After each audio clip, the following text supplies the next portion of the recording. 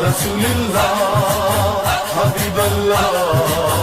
حبیب اللہ رسول اللہ کہ یہ محفلیں ہفتہ وحدت کے عنوان سے منائی جائیں جو وقت کی ضرورت ہے، اور خود امام خمینی علیہ الرحمہ نے اس وحدت کے ذریعے سے جابر اور ظالم حکمرانوں کا مقابلہ کرتے ہوئے جہاں کوئی سوچ بھی نہیں سکتا تھا وہاں ایک دینی ایک اسلامی انقلاب برپا کر دیا۔ جہاں ایک طرف سامراجی طاقتیں، صہیونی طاقتیں، پورا استعمار، دشمن کے خلاف طاقتیں یکجا تھیں، وہاں امام خمینی علیہ الرحمہ نے مسلمانوں کو ایک پلیٹ فارم پہ جمع کر کے بغیر کسی اسلحے کے صرف یہی طاقت اتحاد کے ساتھ ایران کے اندر وہ انقلاب برپا کر دیا کہ ایک اسلامی حکومت کی بنیاد ڈال دی، اور دنیا والوں کو یہ باور کرا دیا کہ اگر واقعی یہ تو ایک ملک کے مسلمان اکٹھے ہوئے ہیں، اگر تمام اسلامی ممالک اکٹھے ہو جاتے ہیں تو کوئی بعید نہیں ہے کہ پوری دنیا پہ مسلمانوں کی حکومت ہو جائے۔ صلوات پڑھ دیجیے عظمت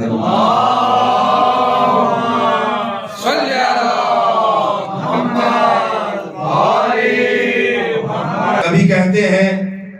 یہ مسلمان ہمارے بھائی ہیں، ان سے وہ سلوک کرو جیسا کہ ایک بھائی سے سلوک کیا جاتا ہے۔ کہیں آقائے سجدانی یہ کہتے ہوئے نظر آتے ہیں کہ انہیں بھائی نہ کہو بلکہ اپنی جان کو ہو، یہ ہماری جان ہے۔ واقعی اگر سارے مسلمان اس کلمے کو، اس بات کو سمجھ لیں، درک کر لیں، سب بھائی بھائی بن جائیں، سب ایک جان ہو جائیں، تو پھر کہیں مسلمانوں کی جانیں ضائع نہیں ہوگی۔ آج دنیا میں جو استعماری طاقتیں، جو ظالم حکومتیں ایک ایک کر کے مسلمانوں کو ذبح کر رہی ہیں، قتل کر رہی ہیں، کبھی افغانستان کے اندر مسلمان مارا جا رہا ہے، کبھی عراق کے اندر مسلمان مارا جا رہا ہے، کبھی یمن کے اندر مسلمان مارا جا رہا ہے، کبھی فلسطین کے اندر مسلمان مارا جا رہا ہے، کبھی پاکستان کے اندر مسلمان مارا جا رہا ہے۔ یہ دنیا کے مختلف ممالک میں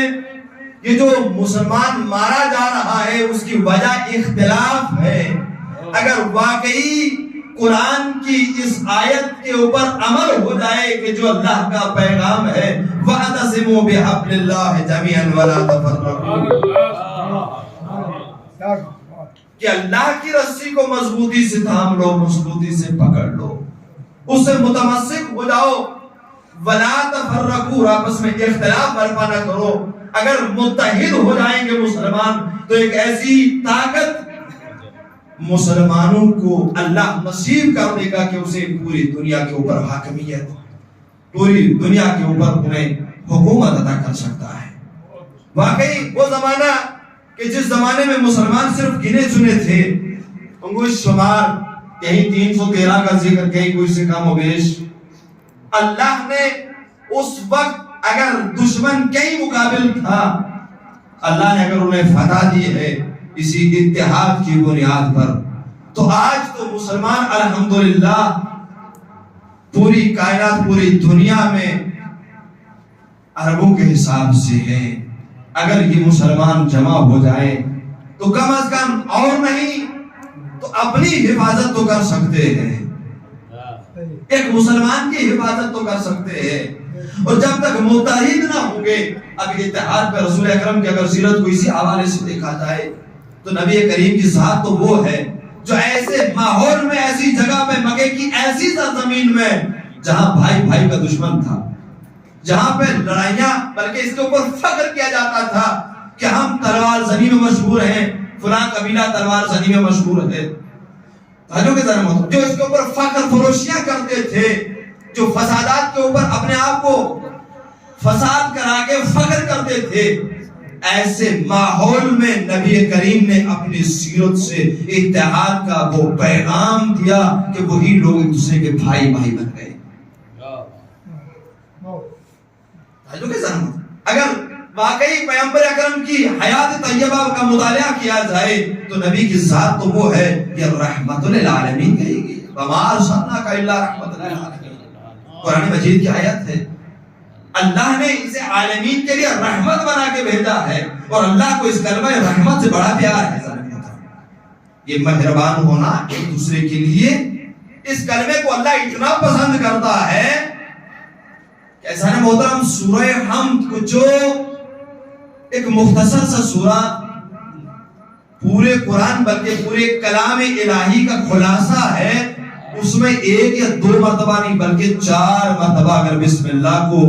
جزء سورہ شمار کیا جائے کلمہ الرحمن کا ذکر کرتا ہے. یہ مختصر, یہ پورے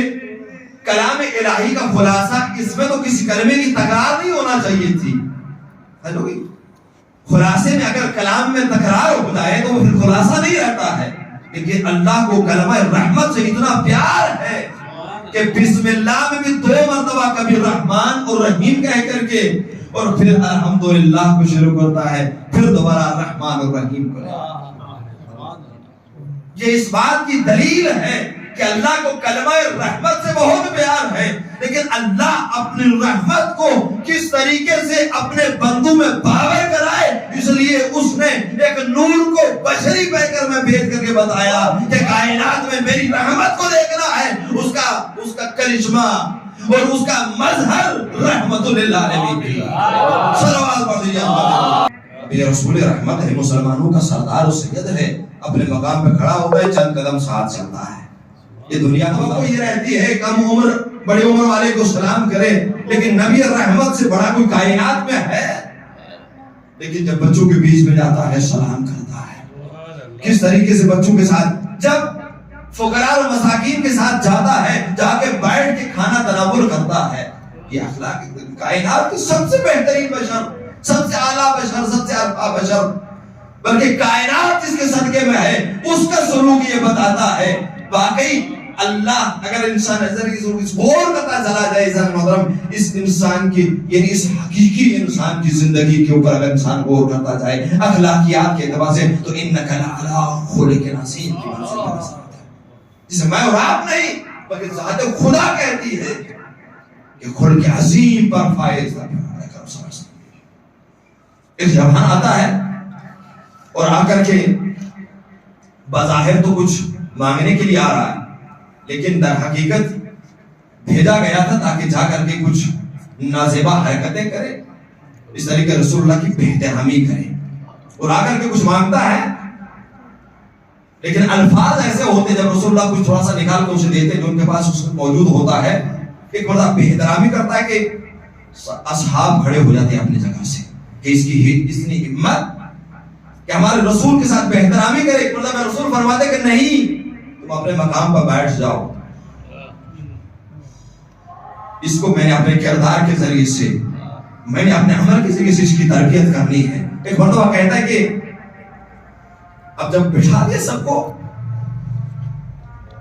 اب اسے لے کر کے اپنے ساتھ اپنے گھر تشریف لے جاتے ہیں اور جا کر کہتے ہیں دیکھو میں نے ان کے بیچ سے تمہیں نکال کے میں اس لیے لے آیا ہوں تاکہ میں یہ سوچتا تھا, میں یہ جانتا تھا کہ تمہیں رہا کر دیتا تو تیری مثال اس بے لگام شتر کی ہو جاتی کہ جو اپنے مالک سے ہاتھ سے اگر نکل جائے تو لوگ انجانے میں اس کے پیچھے چلتے بھاگتے بھاگتے اس کو ہلاک کر دیتے. یعنی تیری لگام در حقیقت میں نے اپنے ہاتھ میں رکھ کے تجھے ہلاکت سے بچا لیا ہے. اور دیکھا جب گھر پہنچتا ہے, کیونکہ یہ سن کے آیا تھا کہ مسلمانوں کا حاکم ہے بادشاہ. اب جو عام بادشاہوں کا طریقہ ہوتا ہے, سوچتا تھا کہ وہاں پہ مال و منال اور سب کچھ ہوگا, لیکن جب گھر تشریف لے جاتا ہے تو سادہ زندگی دیکھ کر کے متحول ہو جاتا ہے, بدل جاتا ہے. اور رسول کی یہ سیرت دیکھ کر کے کہ کس طریقے سے میں نے تو ان کی عزت کی بے احترامی کی تھی اور انہوں نے تو میری جان کی حفاظت کی ہے, فوراً کلمہ پڑھتا ہے. میرے رسول فرماتے ہیں کہ دیکھو اگر اپنی جان کی حفاظت کرنا چاہتے تو کل لوگوں کے سامنے جا کر کے معافی مانگ لینا، تاکہ کل کہیں پہ تمہیں تنہا پا کر کے یہ تمہیں اذیت نہ پہنچا دے۔ ان کی زندگی کی ضمانت لے لیتے ہیں۔ ایک شخص جاتا ہے، ماں نے بھیجا کہ جاؤ رسول اللہ سے جا کر کے ان کی رضا میرے لیے بطور کفن لے آؤ۔ اب یہ شخص جاتا ہے، اب رسول اللہ کی عظمت کو پہچانتا نہیں ہے۔ ابن احکم یا ابن حاکم کے نام سے اسے جانا جاتا ہے۔ اب یہ جاتا ہے کہ رسول اللہ ایک گلی سے تشریف لے جا رہے ہیں اپنے اصحاب کے ساتھ، اور جا کر کے کیونکہ اسے کہا گیا کہ تم جاؤ ان کی رضا کو لے آؤ، اس نے مانگنے کے بجائے سوچا کہ میں اتار کر کے لے جاؤں، تو کھینچا یہاں تک کہ بند رضا رسول اللہ کے گلے میں پھنس گیا، ان کو اذیت ہوئی، اصحاب نے برابر، لیکن رسول اللہ نے فوراً روک لیا کہ نہیں، اس کی اصلاح میری ذمہ داری ہے، میں ایک رحمت ہے، ایک عالمین کے لیے رحمت ہے، کس طریقے سے کہ جو اذیت پہنچا رہا ہے نہ جانے کہ اپنے ماتھے پہ شکن آئے، بلکہ اگر کوئی بھی رد عمل دکھاتا اسے بھی روک دیتا ہے، اس طریقے سے اس کی اصلاح۔ صلوات پڑھ دیجیے عظمت اللہ۔ تمہیں اگر رضا کی ضرورت ہے تو مجھ سے مانگ لیتا، کہا میری ماں نے مجھے بھیجا ہے کہ جاؤ اور جا کر کے رضا لے آؤ کہ میں اسے بطور کفن اپنا استعمال کروں گا۔ رسول اللہ نے اپنی رضا کو اتارا، طے کیا، طے کرنے کے بعد حوالے کیا، کہا اپنی ماں سے کہنا کہ تیری بہن نے بھی مجھ سے مطالبہ کیا تھا رضا کا، مجھ سے مانگی تھی، لہذا اسے دو نصف کر لینا، آدھا اپنے لیے کفن اور اپنا اپنی بہن کو عطا کرتا۔ اب اس جوان کا کردار ایسا، لیکن جس مقصد کے لیے آیا ہے رسول اللہ اس مقصد کو بھی پورا کر لیں۔ یہ تو انسانوں سے ہے، حتیٰ کہ جانوروں کے ساتھ بھی اگر رسول اللہ کی زندگی کا مطالعہ کیا جائے تو کیسا سلوک ہے کہ دیکھو تم انسان ہو، وہ جانور ہے،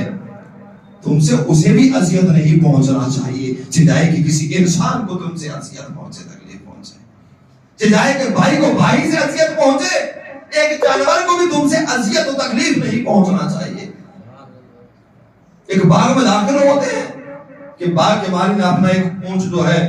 ایک کنارے پہ باندھا ہوا ہے، اور چونکہ انبیاء اور مرسل صرف انسانوں کی زبان کو سنتے یہ سمجھتے نہیں بلکہ جانوروں کی زبان کہ کائنات کے ہر شے کے لیے رحمت بن گیا، جس چیز کے لیے خود ذات خدا رب العالمین ہے اس احاطے تک ان کی ذات عالمین کے لیے رحمت بن گیا تھی۔ دیکھا کہ جانور نے اپنی زبان سے کچھ کہا کہ میں رسول نزدیک کے سر پر ہاتھ پھیرا اور اس کے بعد مالک کو بلایا، کہا کہ یہ شکایت کر رہا ہے تیری کہ مجھ پر بوجھ زیادہ لاتا ہے، مجھے چارہ کم ڈالتا ہے، میرے پانی کا خیال نہیں رکھتا، مجھے وقت میں، یعنی اللہ اور اللہ کا رسول یہ چاہتا ہے انسان تو انسان ہے، تم جانوروں کا بھی خیال رکھو کہ جو تمہارے ماتحت ہے، تمہارا سلوک ان کے ساتھ بھی اچھا سلوک ہونا، اور جو جانوروں سے حسن سلوک کا مطالبہ کرتا ہو وہ انسانوں سے کتنا حسن سلوک کا مطالبہ کرتا ہو۔ نظر ڈالی جائے، دیکھا جائے، یہ سیرت صرف رسول اللہ کی زلفوں اور آنکھوں کی تعریفوں کا نام نہیں ہے، جو سراپا نور ہو، بلا اس کی زلفیں کیسی ہو، اس کی آنکھیں کیسی ہو، اس کا قد کیسا ہوگا، وہ مجسمہ نور ہے۔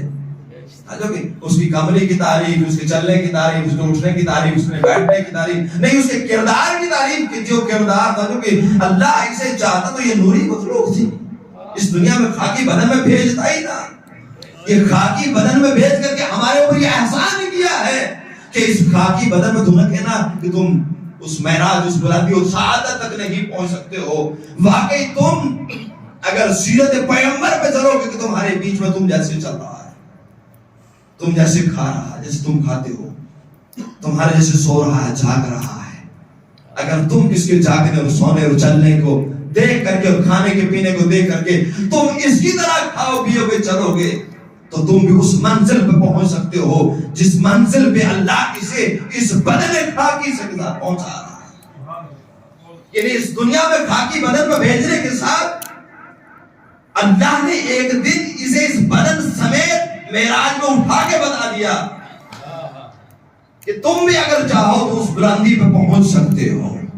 جس بلندی پہ، ورنہ میرے رسول کو یہ روحانی معراج نہیں ہوئی تھی یا نوری معراج نہیں تھی رسول کی کہ اس کے نور کو اللہ لے گیا یا اس کے روح کو اللہ لے گیا، نہیں سنا، بلکہ سبحان الذی اسری بعبدہ، اپنے بندے کو لے گیا۔ وہاں یہ بھی رسول کبھی نہیں کہا، نبی بھی نہیں کہا، نور بھی نہیں کہا، وہ تمام تر القابات توجہ کے ذرا محمد رسول اللہ کہتے ہیں نہیں، بلکہ بعبدہ،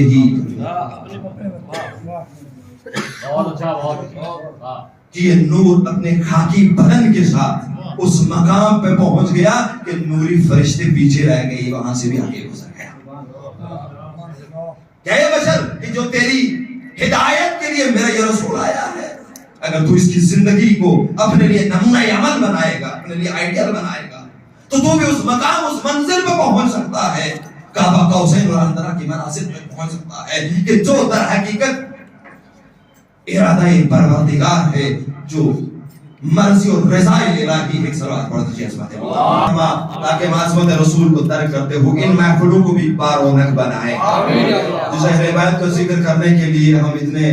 مجمع میں اتنے جمع ہو جاتے ہیں، ان اہل بیت کو در حقیقت وہ عظمت بخشنے والی جو ذات ہے وہ نبی کریم صلی اللہ علیہ وسلم کی ہے۔ پروردگارہ ان کی عظمت کو درک کرتے ہوئے محافل میں شریک ہونے کی توفیق دے۔ پروردگارہ اس محفل بارونق کی صدقے میں ہمارے گناہ صغیرہ کبیرہ کو معاف فرما، زمین آسمانی بلاؤں آفات و مصیبت سے محفوظ، ہر طرح کی وبا بیماری سے محفوظ فرما۔ تقبل منا انک انت السمیع الدعاء۔ رسول اللہ حبیب اللہ حبیب اللہ رسول اللہ